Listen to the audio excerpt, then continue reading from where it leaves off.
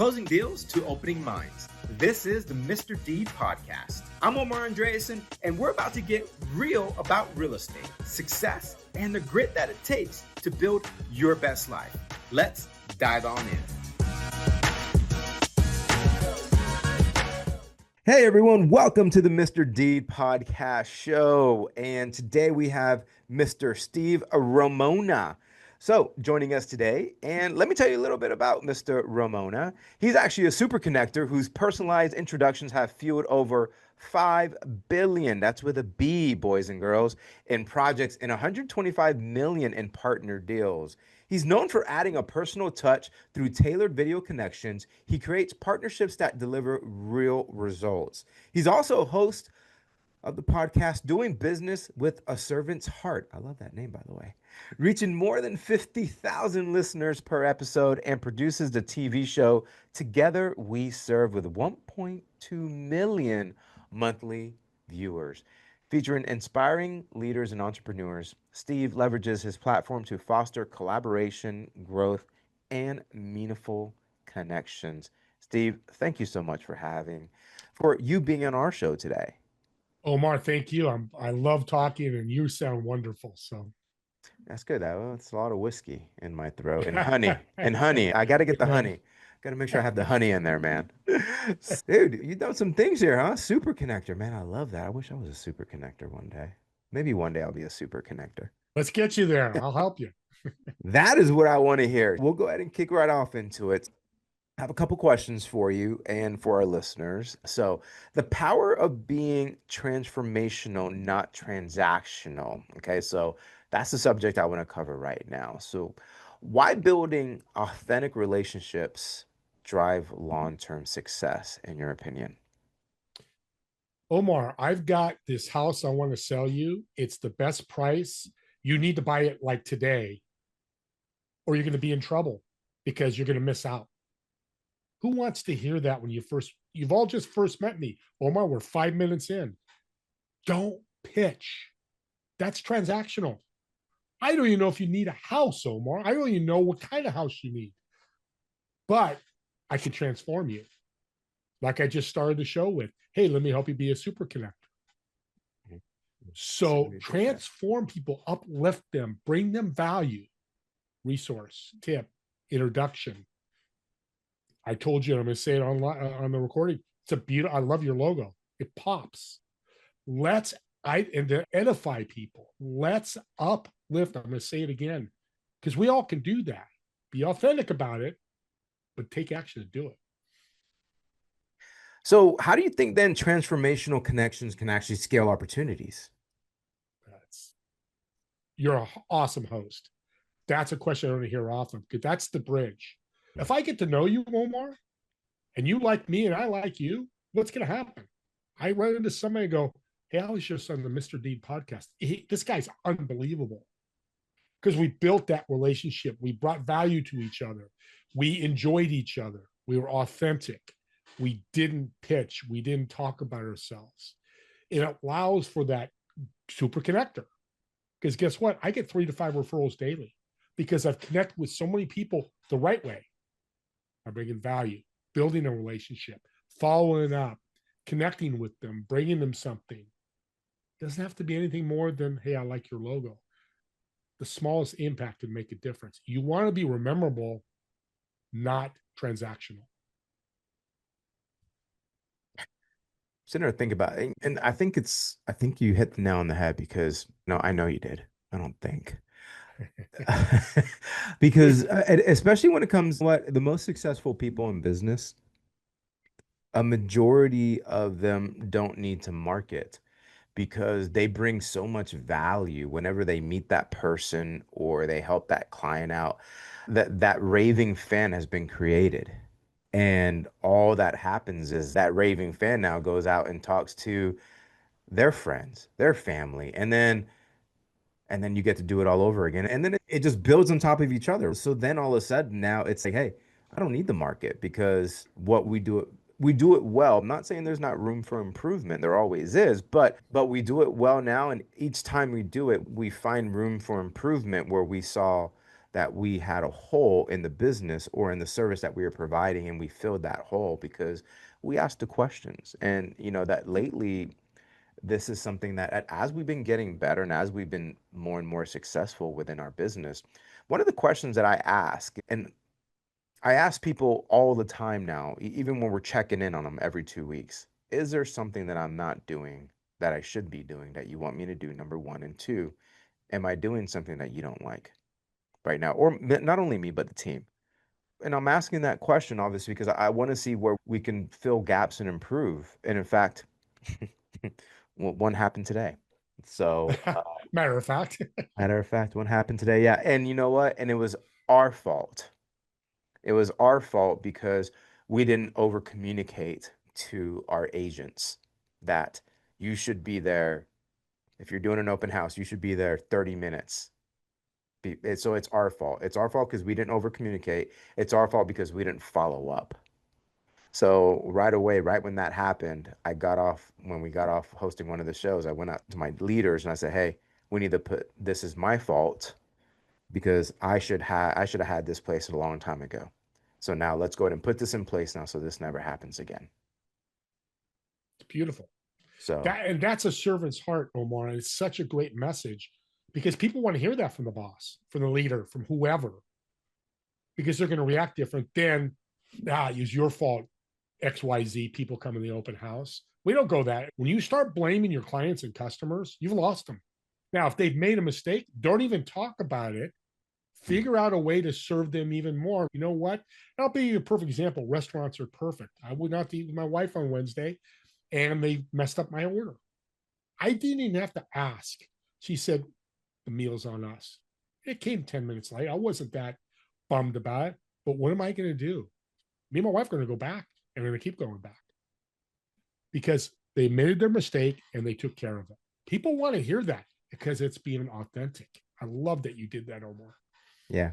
So after we get off the phone though, I got to call the agent because I got to apologize to him too. So I haven't done that yet because I was a little bit angry because the client just kept on blowing up our phones. And anyways, there we go. But yeah, that's my next move. But I love Okay. that about the restaurant. All right, so as we're talking about serving others and where we're going with this conversation though, so next topic I want to cover serving others as a path to revenue growth, right? So do you have any real world examples of service leading to business opportunities? I'm sure you do. You're the super connector. How can you I not? better. Omar, I better. I was And like, I'm coming. I'm why the hell loaded. we have you on this show if you don't? Yeah. Come on, Steve. Be authentic. I started my podcast in October of 2022. I've done 850 shows. Oof. I used to do 5 a day. I do a lot of shows because it built my business. Mm. I've launched a multi-million-dollar business through my podcast, connecting with people. Hey guys, I need help here. I'm in the renewable energy space. 12 months ago, I didn't know anything about it. I'm not an expert now, but bringing people into my network who knew all about that led me to multi-billion-dollar projects that I'm part of. Some are working, some aren't, but it opened the door to do these things. Serving is not a sporting event, meaning I'm going to be the best guest I could be on your show, Omar. I'm not expecting you to pay me. I'm not expecting you to give me referrals. I'm not expecting all that. Just serve without thinking about what am I going to get back. There's no scoreboard tied to that. Just reciprocity comes in many different ways. All right, so you have me beat on the episodes. We only started like 4 months ago. I think we're only like on episode 18 because ours only comes out once Yeah. every Thursday. So you got me beat there, which I'm okay with it, which is good to have someone like you. So, you can give me some pointers like, hey, this is what you should be doing, should not be doing. Yeah. But I love what you said there about because I really think that not only life, but it's when you're able to help connect other people. In fact, you know what? We had a situation. So the town that I live in it's a little tiny town. It's famously known.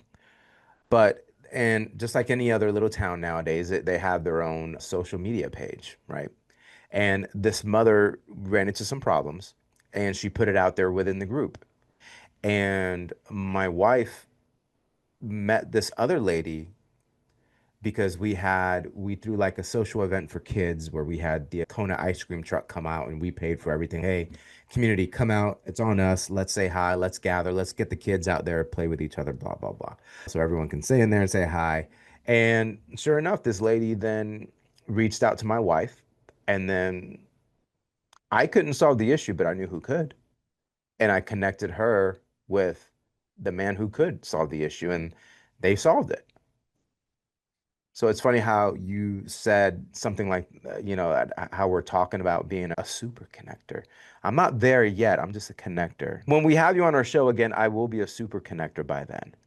Yeah. I guess Oh, I'll let you rate me as a super connector, but we'll well, go from no, there. that story, thumbs up. That's an A plus because you didn't expect anything. She needed No, help. You just naturally went, and we're human. It's in our soul. It's just bringing it out and doing it. You gotta help. What's she gonna do? You're memorable now, Omar. Because the I next time hope I she am. talks to someone, the I, next time she talks to somebody, she goes, I've met this real estate office. Omar leads it. You got to go talk to them if you're trying to sell your home. I've getting referrals a year later. Somebody I haven't talked to in a year. And mm, it popped up 6 weeks ago, this email. Hey, you got to meet with Steve. He's got this incredible podcast out of the blue. Because what was I? Just like you, we were memorable, just bringing value to people, I helping. l- love that. So why do you think generosity is a competitive advantage in today's market? Because nobody's doing it. Partly, and two, it makes people feel good. Audience, think about this. I love talking about this. Generosity in business is to me Christmas every morning. What you did for that lady, you gave her a Christmas gift. And it's not Christmas, but you gave her a gift. You know how good she's going to feel, or did feel, or is feeling? Fantastic. I don't care if it's a small problem or a big problem. When we help people, that's a gift. And I'll give you a quick story. 2 years ago, tough day. We all have those. Contracts not being signed, people not showing up for meetings. So I left my office at 2 o'clock. I don't usually do that. I try to stay and work through things. I don't do that anymore. I went out and served somebody at the grocery store by paying for her groceries. I don't expect you to do this, but my faith called me to do that. And the clerk's, dude, no, you don't need to do that. I'm in California, surfer guy. He was so funny. So I eventually do, but I walked out with the lady Debbie with a baby in her arms. She starts tearing up. I'm like, oh, Debbie, I am so sorry. Just had this call. And she goes, no, these are joy. My husband lost his job last week. We didn't have a lot of money. I don't know how we were going to pay for these. We just had to suck it up and give up something else. You give us another week of hope. Now, it's cool that I did that, but what's even better, what she can do when she tells her husband when she gets home. Hey, this guy maybe called me crazy. I don't know what she said, but this Steve guy bought our groceries. It was 20, $30. It doesn't have to be millions of dollars. I changed their lives. They're going to go change and impact other people's lives, which we should try to do every day if we can. That's powerful, man. You know what? Because I think we we think too much of ourselves, and sometimes I think what you just said is even if you do it like maybe once a month or just whenever you feel the need to or can, like just maybe, hey, I'm gonna buy this person's coffee behind me. You don't know who they are, and you don't know what they're going through right now in life. And it's one of those things that m- just maybe that little thought of that little act of kindness that you just done, that maybe ignited something within them that's going to make them absolutely great. Totally agree with you. I don't know what happened. We never saw each other, but I know good things are going to happen if they take action. We have no control, Omar, of when we serve what they do. Because I've served people and given them free mentoring for a year. They did nothing. I had to stop. An audience, keep that in mind. You're serving people when they're not taking action and you're helping them. When you say no, you're doing them a service because they're not growing because they're not doing. The same of let somebody go. You have a team, staff, you probably had to let people go. Really, what you're doing is serving them. They're not a fit for the office. So they can go out and find a place where they can really fit. So again, that's a gift. I know people are like, oh, that's weird. It's not, because obviously they're not growing there. You're not growing there. So this gives them an opportunity to grow somewhere else. No, very, very right. So this is not in my show notes, but I'm going to ask anyways.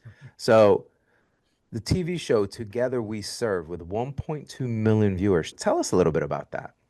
Yeah, it's called E360 TV. We're on Samsung, Roku, Apple, all the different streaming services. It became my feeder for my podcast where I've had unbelievable guests. I'd bring them on for live for 56 minutes. I'm actually doing a show today at the 2 o'clock Pacific. I know so go out before that. We do it every Friday at 2 o'clock.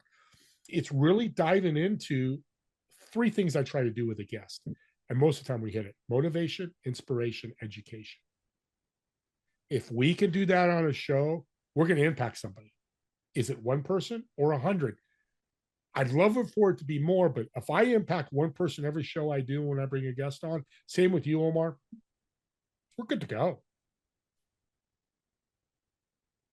I remember I was reading a book, and I can't remember which book it was. I read a lot of books, and what one of the points in that book that the author said was, if you could only take one point from this book or any book that you read, then that's been a successful book.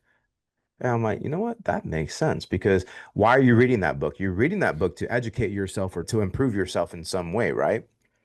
So if you at least take one point, that's amazing. And then, of course, now I started reading other books, and then the other books is like, hey, you should really li listen or read each book that you do read. At least read it anywhere between 8 to 12 times, because then you're going to catch more and more knowledge from that book, and you're going to catch something the second time, third time, fourth time, etc. as you read it So true. again.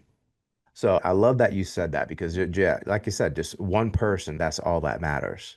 One person.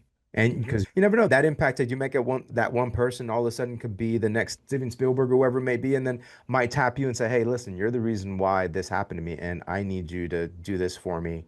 And all of a sudden now that puts you at a completely different level in life, It's a brilliant comment, Omar. you You're a know? smart dude. Very smart, because that's it. We don't look for that, but that's the repercussion of serving. That's the side effect of serving. You just never know. And if it never happens, you're helping people anyways. It's such a feel good moment. I do it. I mean, did this morning with a guy, jumped on a call with me, didn't know what we're doing. I ended up helping him. He's struggling with his coaching program. He left there like, Steve, man, you've changed my life a little bit. Got done with there. I'm walking cloud nine. So what made you want to go take this path of being a person that number one, making yourself a connector, and then number two, just wanting to help people for free? Organically, it started at 18, 19 years old. My family launched a health club. And my cousin Jeff, shout out to Jeff, my first one of my first mentors, him and my dad. We were a big customer service type of club. Now, keep in mind, I worked at a health club. Being part of family, people knew me a little bit more than others. Oh, that's the Steve. He's family owns type of mentality. But people would walk in. I'd say, "Hey, Omar, have a great workout." You'd walk out. Omar, have a great day. What that conversation changed to, Omar, how's your baby doing? Omar, enjoy your vacation. You start building these relationships. And I would go out to eat, and I'm in San Jose Bay Area. People go, "Hey, there's Steve from the Royal Courts." That's the name of the gym. There's Steve. Some people call me a rock star. I don't like that name, but people recognized me because one, I recognized them. That's that serving. But two, I brought them value. I talked to them. I made them be seen. I helped them out, got them a tip, whatever it may be. I did that for 22 years. They joked around in the health club. If I ever got married, I have to rent the 49ers stadium because I'd have to invite 40,000 people. I knew so many people. I learned the power of serving because we grew to a massive health club, really successful business. And it all started with serving. So did you get married and fill out I, the 49ers club? I didn't, but it's interesting enough. I got married 3 years ago. We sold in 2000, but my wife still works at the gym that we used to own. We got married in the back area of the gym. It was full circle back. So it was pretty cool. But we only ordered 80 people. I didn't want to pay for 40,000 people. I don't think I'd be on here. Be Uh, expensive. So interesting side note, actually, what one of my friends is actually the I guess the barber of choice for the San Francisco 49ers. What a small So, world. yeah, his name is T the Barber. I Yeah. know of him. I know T. Yeah, so Not personally. Yeah. T's actually from, so I'm originally from Miami, and what happened was is I met T through one of my best friends and brother in Haines City. So T and his mom used to cut hair there. And then all of a sudden, we would always hang out with T and his dad and everything at our house. And then he said, man, he goes, I really want to take this barber thing to the next level. And he just upped and moved and went to San Francisco. Next thing we know, T's doing, I'm sitting there, we're friends on social media, and he's cutting all these celebrities' hairs and whatnot. I'm like, dude, I said, you did it. You said you were going to do it, and you took a risk and you went out there. Yeah, funny enough. Love it. Yeah, Decision. Make exactly. a freaking decision. You go left or right or wrong. If you keep going straight indecision, you're done. You can't have, and the COVID taught us that, Omar. You know that. You're a realtor. You got to Yeah. make decisions. You got to do little pivots, and we don't have to get into that. But see, that's a story of connecting. What T did was, I'm going to do this, but I'm going to meet more people. I have to go to San Francisco, cross the country to meet those type of people. I don't know the details, but all he did is start connecting, and look what happened. He did, man. He went from a little small town because Haines City's nothing big. In fact, I think we have some celebrities come out there, and now actually, oh, James that plays for the Chargers, he's actually from Haines City, so as well for the actually Philly Chargers now, right? Or Yeah, what are they? Derwin Yeah, James. Derwin James, yeah, he's from Haines City as well. So there you go. All right, it is crazy, right? So let me ask a couple more questions, and then I'm gonna ask one big one. Okay. So what role do personalized introductions play in building trust? So I want to get into that. So why is the personal touch, would you say, so effective? So I always thinking about serving and uplifting that. How can I bring it to the next level? Coming on the show is great, being a good guest, great, but coming with energy. How can I be a better guest for you to uplift you? I think video, and I'm not going to say think, I'm going to use like you said. I know video makes a difference because I could type out Omar, meet Deb. Deb, Omar's got a great podcast. She'd be a wonderful guest. And that's cool. It works. But when I do a video, look at the camera, go, Debbie, oh my God, I was just on Omar's podcast. He's a rock star. You need the body language, how my voice changes, the energy coming from my voice. It just makes the connection even better. And I think it makes it fun. I get so many comments. That was a great introduction. Oh my God, that was a great introduction. Thank you. Because I think people walk in with more energy, more positivity than just typing it out. Love it. That's great. All right. So what advice would you give to leaders about building genuine partnerships? Like, what should they stop doing right away?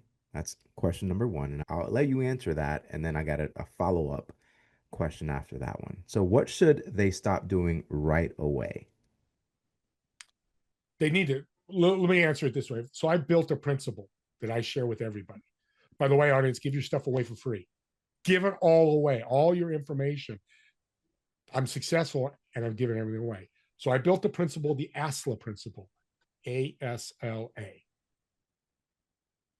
Ask, shut up, listen, ask. What they do wrong is they ask a question and they don't shut up and listen. People go, I'm shutting up. Am I listening? No, let me give you an image.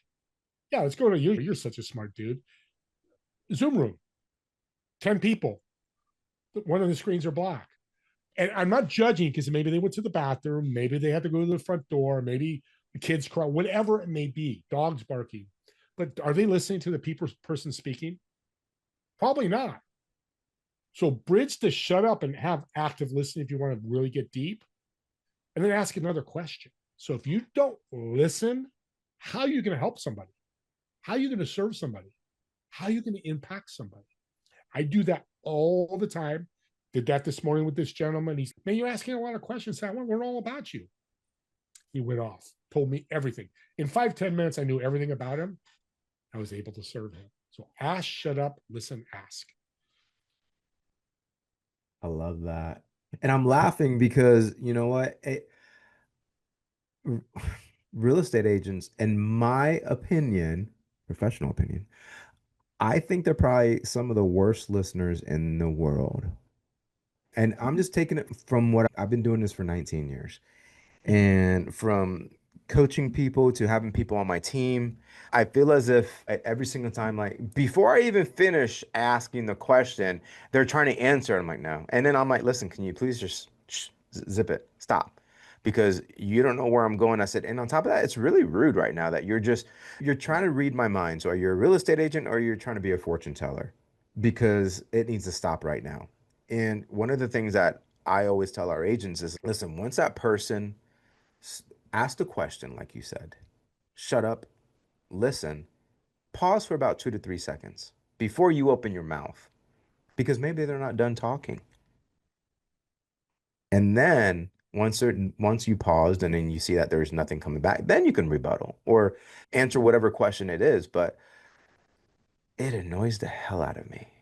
That's one being late, and the other pet peeve is just talking when I'm trying to help you. When you ask me the question, and I'm trying to help you, and you're trying to answer it for me.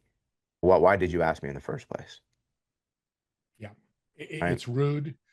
People don't like it. I've talked to people. I used to do that. So I'm guilty audience as everybody else.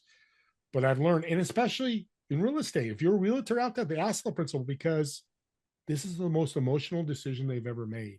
If you're not listening to them, like, wow, we can't do a 3 bedroom because really we want to cut our cost. And you go, hey, I've got a 4 bedroom for you. It's even better. They're going to go, this dude even listening to me, this guy even listening, you probably lost the sale. Mm. Yeah. And by the 100. way, I got to say, did you start real estate at 10 years old? Because if you're doing 19, you look 29 years old. Dude, I think mentally I'm always 18. My life is ruled by three women, my wife and my two daughters. But also too, so they keep me very sharp and on the edge.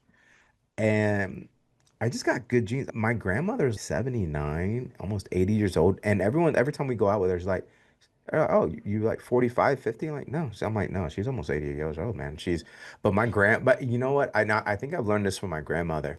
My grandmother treats life and like an amusement park. She loves life so much. She enjoys it. And even when my grandfather passed away about 20 years ago, she just still loved life, embraced it, and she's taught me so much wisdom from this amazing woman that it was so we had what one of my other grandmothers passed away at 92 last week, and my wife looks at me and she goes, you're probably going to live to 100. She goes, I can just tell with your energy, you never get sick, you always have so much energy, and it's pretty much within your lifeline, and your family just really lives old. Why? I'm like, you know what, I think it has to do with just enjoying life, helping others, and just letting things just go right over you. I don't really get upset. I'm very calm. I actually do better when I'm under pressure than anything else. When I'm under pressure, I can think clearly. But then it's funny. But then when something needs to be done fast, I'm just all over the You're a place. mess. But I'm a Yeah. mess. But then you put me under some heavy pressure, I can literally like almost. You ever watched a movie where everything stops in time, but then that guy is talking, and then I can literally just stop everything and just picture everything. I'm like, okay, I do this, then I'm done. But yeah, so we'll see. We'll Very see. cool. But thank you for that comment. Yeah. So I'm in my 40s, still going strong. But so now we talked about what should they stop doing right away. What simple steps can they start today to build that genuine partnership? Get 1% better every day. Personally, connecting, whatever that looks like. Energy and momentum. Me and my business, me and my partner Max, shout out, love my partner. We talk about every day. What are we going to do to bring momentum today? Something, a setback here. What's going to push the needle positively? It's easy to go, woe is me. We're a human. And one of my guests said, hey, it's okay to be human for 5 minutes, but then you got to get out of it and start moving forward again. If you do that momentum, weeks and months go by and you're up 30, 40, 50% because you got better a little bit. I talked to a guy 6 months ago, Omar, you're going to love this. I think he was in real estate.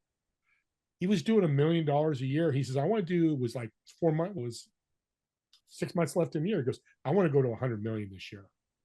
I said, I love your energy, your thought, but let's think about run the numbers. You can't, it's going to be hard to do that. You're going to be able to sell enough homes? No, you're probably right. It's okay to have that, but don't try to take 50% of the elephant. Say, Mm, I want to go to 2 million by the end of the year. And the next 5 million next year, and then you hit 20 million and do tranches on that. He's, oh my God, that's brilliant. It's not brilliant. People teach that all the time. So just get better a little bit, because every win, I know you smile, I smile. You sell a home that you're working on for 6 months and it finally sells, that's a win. Yeah, you like to sell it in a month, maybe 3 weeks, but it didn't happen. But you kept pushing the boulder forward. You kept moving it till finally you get to the win. Yeah, and you said something there talking about that person making one pretty much like a drastic jump from 1 million to that next level, more than next level, and how you advise them, say, just improve a little bit, 1% every single day. And he's never heard of that. And I think that's amazing because I think it was one of the saying, maybe it was, yeah, how do you eat an elephant? One bite at a time. And it's one of those things where every single day we have to find somewhere to make an improvement in our life, in our business, whatever that may be. Because we're, I forgot who exactly said this, but and I think it also pertains to your personal life. If you're not improving every single day within your personal life or your business, then you're dying, Amen. right? 1 million%. Because somebody else is. And at the end of the day, we're one of the last guests I had on here, and I love his name is Alvin Day. Amazing man. It's one of those things where he said, listen, we're all here for a reason, and we all have a purpose, and we all have some kind of talent. We just, a majority of people just haven't tapped into that talent, or they don't know how to. So it's one of those things. Sometimes you have to hire a coach or maybe talk to somebody else that can see that talent or learn how to tap into that talent that then can bring it out within you. Because sometimes we get so stuck within ourselves Yeah. that we don't see the rest of us ourselves. Yeah. It's so true. And it just works. Every successful person I've interviewed, I've talked to, they've all done it because they all Yeah. have bad days Yeah. or Oh, yeah. days that the boulder's pushing you back a little bit. They've all, Tony Robbins, Warren Buffett, Elon Musk.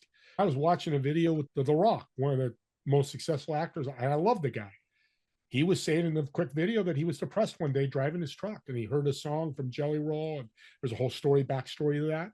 I'm like, people are looking at it, go, The Rock was depressed? Yeah, because he's got a heart.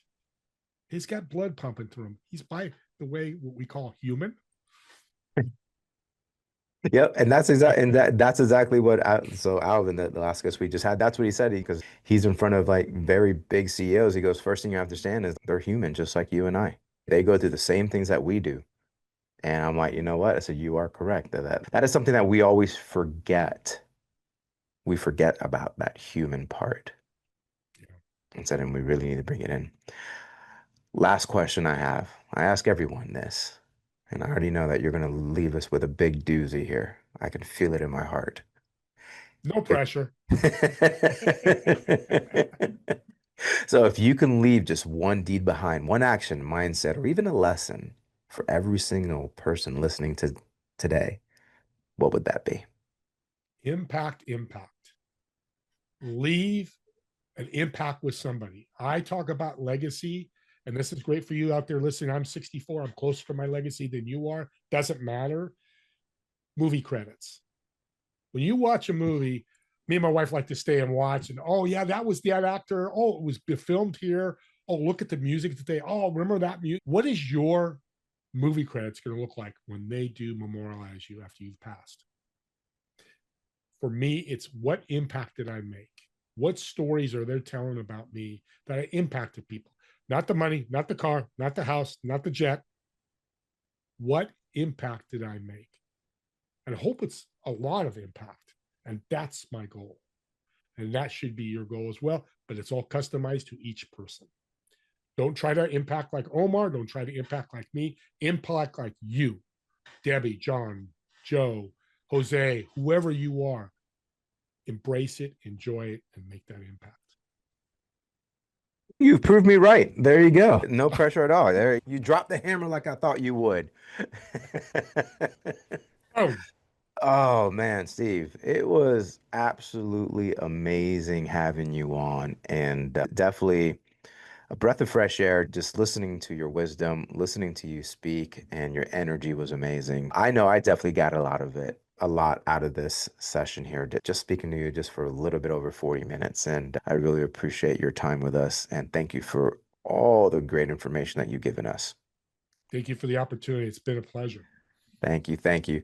All right, guys. So thank you again for listening to another powerful podcast here on the Mr. Deed Show. Listen, always remember, actions actually build empires. Stay focused, stay hungry, and sometimes you just got to give life a little bit of a whammo. I'm Omar Andreasen. Thank you again for tuning in into the Mr. Deed podcast show. Take care.